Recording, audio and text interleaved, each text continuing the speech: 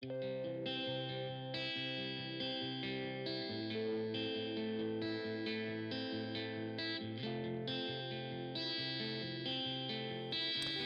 is a podcast by WellHouse Church, where we take a closer look and dig a little deeper into this week's sermon.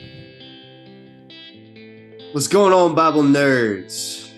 We are talking about Jesus' baptism today. So let's take a closer look. You may notice we're in a little bit of a format than we typically are. Some things happened, COVID stuff, whatever. We live in a different kind of world, so sometimes we have to record this way. It'd be like that sometimes. It do be like that sometimes. So let's look at Jesus' baptism. Yeah, so if you watch the story from yesterday, you will realize that, or you will know that I talked about baptism. Now, what kind of person in their right mind spends a valuable Sunday week of Advent talking about baptism? Somebody who felt the need to talk about baptism. I don't know. But basically, I told us a story of the history of baptism. And baptism is not unique to Jesus. Baptism is not something Jesus and John the Baptist made up. It's something that had been a common practice for hundreds of years at that point. But it looked a little bit different. Baptism at that time looked like it was commonplace. But when baptism started, it actually arose in the Old Testament time. Baptism began in as a purification ritual, specifically associated with the temple. There were these baptismal dunk pools. I mentioned in the story, Clayton, we should think about them like old school cattle troughs.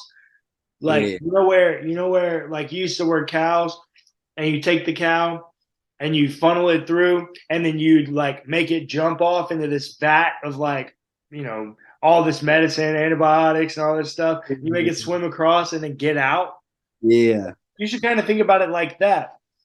It's it's this purification ritual that is filled with natural waters, and it has 7 steps down, 7 steps up. It is nothing special. And it's so you had to do it all the time. You had to do it anytime you wanted to go into the temple, if you were a convert to Judaism, or if you'd done anything to defile yourself. So if you ate pork, if you ate shellfish, if you had sex, if you touched blood, if you touched a corpse, there were so many things that fit this weird category of the law called defilement. And if you defiled yourself, you had to go through this purification ritual, which was called baptism. It's very commonplace. So Jesus doing baptism is not what's strange about Jesus getting baptized. Mm-hmm. What's strange about Jesus getting baptized is Jesus says, hey, I'm going to take this long-standing tradition that my family, my culture, my heritage, my tradition has given me, and I'm going to do a public acknowledgement that I'm going to do it different than them. Yeah. It's Jesus stepping up and saying, hey, me and weird cousin John are going to do our own thing with this baptism stuff, and it's going to look a little bit different. Well, and not only does it look a little bit different, entirely less formal. Oh, right? 1,000%. Because there is the 7 steps down, 7 steps up. Yeah. John was baptizing people in a river and some dirty water, some unclean water. Well, so here's the thing. It's funny that you mentioned that it's unclean. This is why the baptismal pool had to be sourced with natural water, because it could not be unclean. And this is why John chose to do it in the river, because it's active water. It's moving water. Moving water in the ancient world is not viewed as contaminated. Stagnancy is viewed as contaminated. So this is when Jesus talks about being the living truth, or living waters. He's talking about moving waters that move, have natural flow and movement to them, progress. Okay. So for them to be in the river, for them to be in the river actually does feel something like a um, somewhat normalcy, but it's also not, because it's like the source of the water that you would have in the ritual is the same. So like maybe the way we could think about this is deconstruction, right? Like the source of our truth that we're getting is still the Bible, just like fundamentalism. But how we're garnering it, utilizing it, and participating in it looks different than us taking that water in jars and toting it miles up to pour it into this tank. Fair enough. So Jesus and John get together on the outskirts of society, and they decide they're going to do things a little bit different. Now, as I pose in the story, I got to imagine that Jesus feels some kind of anxiety about that decision. We've seen Jesus in the Garden of Gethsemane. We know that Jesus, the human, is capable of producing anxiety, which, shout out, we're going to look at that story. That will be my Christmas morning sermon. Okay. It's Jesus in the Garden of Gethsemane. It's going to be dope.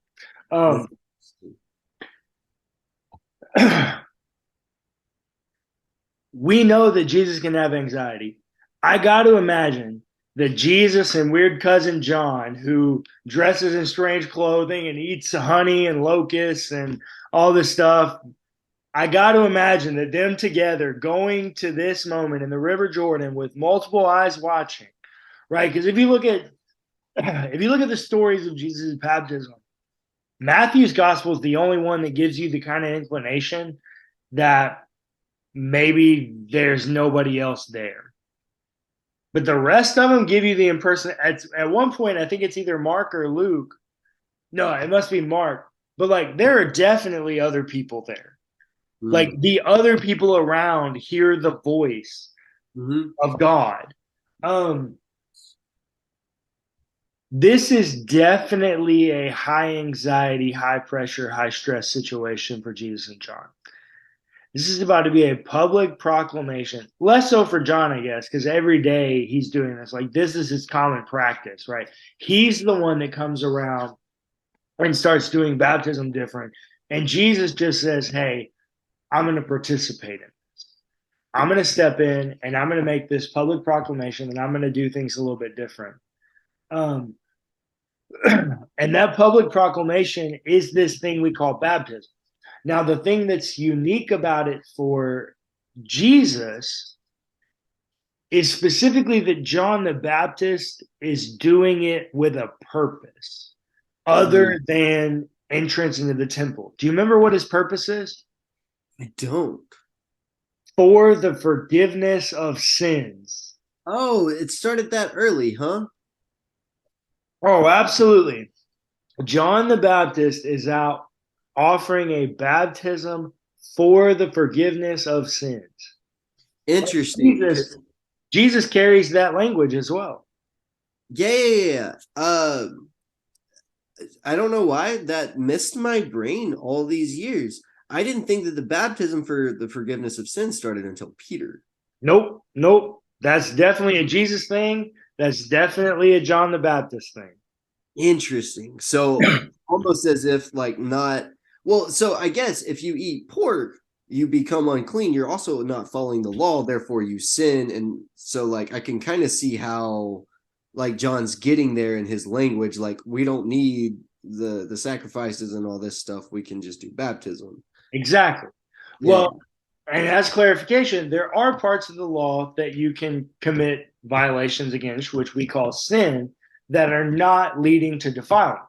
So, for example, if you lie to someone, if you, as the Ten Commandments say, bear false testimony, you've not defiled yourself, but you have committed sin. Yeah. So you wouldn't, if you just lied, you wouldn't need to go through baptism. You would need to offer sacrifices, but you Right. don't need to cleanse yourself. You did not defile yourself. It is a strange, different category, specifically related to blood and corpse and death and these things. Things that can make you dirty, quote unquote. Correct. Or things that associate you near to Hellenism, like Okay. eating pork or something else. Like if you were a Jew, if you were a Greek that wanted to convert to Judaism, you had to get baptized before you could enter the temple for worship. Okay. It's literally about keeping the temple pure. It has nothing to do with anything other than the purity of the temple, because you didn't have to do it to offer sacrifices. You didn't have to do it to go to synagogue. It was literally associated with the temple in Jerusalem. Okay. But it's so commonplace and it's been grown upon and all these different things that by the time of Jesus, before Jesus starts doing it, the Greek word baptismo is already being used for it. Like it's so commonplace that people outside the Jewish tradition have said, oh, wait, this is this thing. It's called baptism. Sure. So Jesus steps on the scene and says, hey, I'm going to participate in this ancient religious system that we have, but I'm about to go to the beat of my own drum. I'm doing it my way on my terms.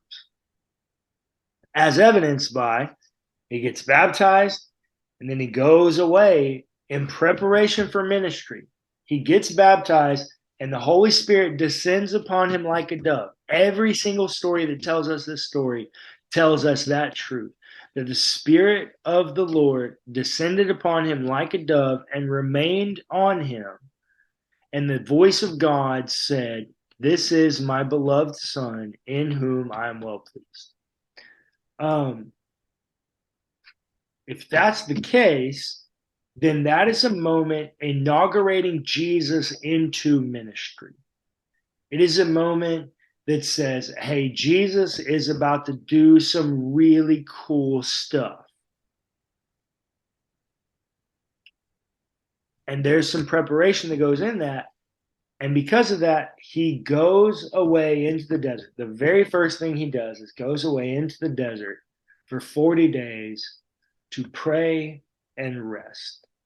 This is a common theme that we see throughout Jesus. He goes away to be by himself, to pray and to rest. Now, I should also say, every story, every gospel writer has this in somewhat proximity to the temptation of Jesus by the devil.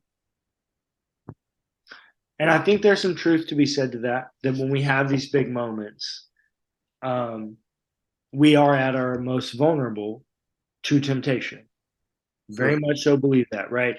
Your lows are easier to get lower and your highs are easy to knock you down from. It's very easy to enter that dark place. And the rest of the story is Jesus goes into that dark place and triumphs like a king, like the honorable king that he's supposed to be in all of these stories.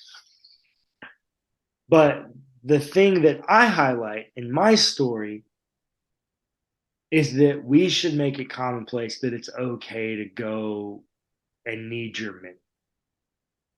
It's okay to have these moments of high anxiety where you have a situation that you walk into and you go, hey, I'm not sure how I feel about this. Like, I'm a little anxious going in here, which I propose is a lot like Christmas, because I think we, like Jesus, go back home with this idea that, hey, the things that were taught to me when I was a kid, I don't live that way anymore. I'm kind of doing my own thing, kind of going to the beat of my own drum. It doesn't mean that I've forsaken Christianity. It doesn't mean that I've gotten rid of the truths that you gave me as a kid. I've just expanded upon them.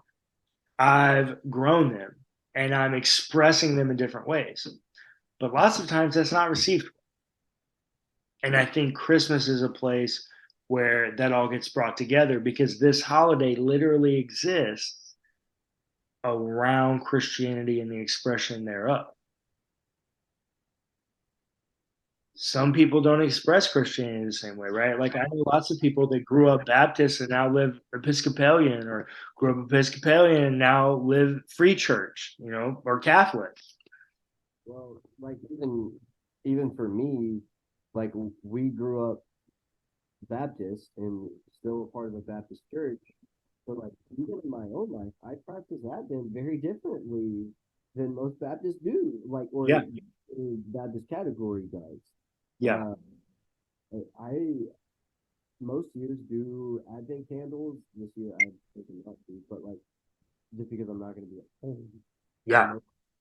But I try to do like Advent candles and like do all the readings and all the special like prayers, and it's a lot, but it's very different, and I find it very rewarding when that time is taken. But it is a very different practice Yeah. than what we do. For sure. For sure. So as I propose at the end, my question to everyone is what steps are we going to take to ensure that we rest? Because what is unfortunate is this is a holiday that began as an anticipation and an honoring of the Jesus that has come and the Jesus that is coming back. And unfortunately, it has become commercialized in a way that we don't spend much time doing that. We don't spend much time reflecting on the Jesus that has come and is coming. We spend a lot of time buying gifts.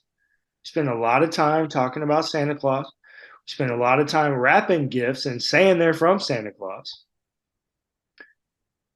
And we spend a lot of time being busy and driving around, going to different holiday parties and all this stuff. But we don't find much time to rest and be in anticipation and celebration of the Jesus that has come and is coming again. And so my question to everyone is just that. How will you ensure that you rest and make time for those moments? Even in light of the truth that in these big moments, it's okay for you to take time for yourself. Because I think those are the same. I think taking time for yourself is good. And I also think taking time for yourself to pray is good. I don't think I said that. You know, it's so hard when you're only preaching for 7.5 minutes to say everything you want to say. And that's why this podcast exists. But what I might say is that I think when we take time to be alone, it is prayer. Sometimes that's more explicit than others. Sometimes that's more active and vocal than others. But being alone to process your own thoughts within your own emotions and ethic and confess that later in prayer and doing that work, I think all of that is the journey of healing, which I call divine.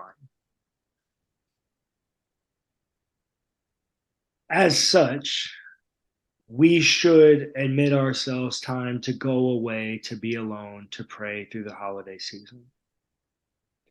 Well, But and go I ahead. think it's especially important. So like you've already talked about, like in all the hustle and bustle of the holidays and the go and the taking time to just sit back, um, and take time for yourself. There is an important aspect to talk about. Like there is stress around the people that you see during the holidays. For Right? sure. Like we comedians talk about this every year. Every year. This is not a thing that it should be hidden and something that we kind of pussyfoot around, honestly. Like it's hard. There's a bunch of people that you see once a year, maybe two, maybe stretching three times a year. Uh, and those interactions are hard because they're asking questions that you don't feel comfortable answering.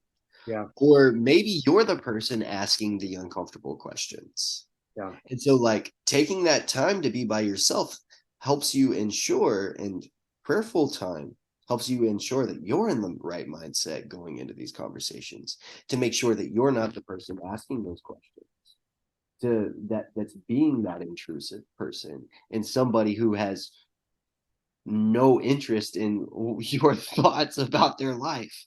Right. The other end of that, though, how do you deal with those people when they inevitably come to you? Right. Being able to be more relational and understand that is very helpful, I think. And taking slow, thoughtful time is really helpful. Absolutely.